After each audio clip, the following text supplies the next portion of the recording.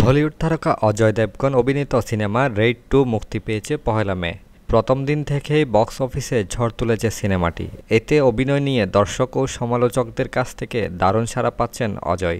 ১২০ কোটি রুপির বাজেটে তৈরি সিনেমাটি মাত্র ৪ দিনে খরচের অর্ধেক টাকা উঠিয়ে ফেলেছে। সামনের দিনগুলোতে সিনেমাটি আরও ভালো ব্যবসা করবে বলে আশা করছেন ভারতের চলচ্চিত্র সংশ্লিষ্টরা।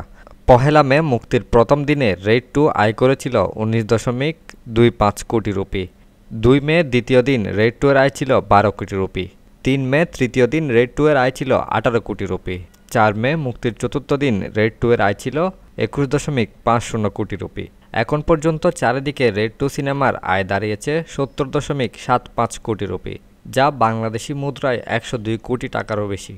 জানা গেছে রোববার সিনেমাটির হিন্দি ভাষার দর্শক উপস্থিত ছিল প্রায় শতকরা ৩৯.৯৩ জন। এ উপস্থিতির হারই প্রমাণ করে সিনেমাটি দর্শকদের কাছে গ্রহণযোগ্যতা লাভ করেছে।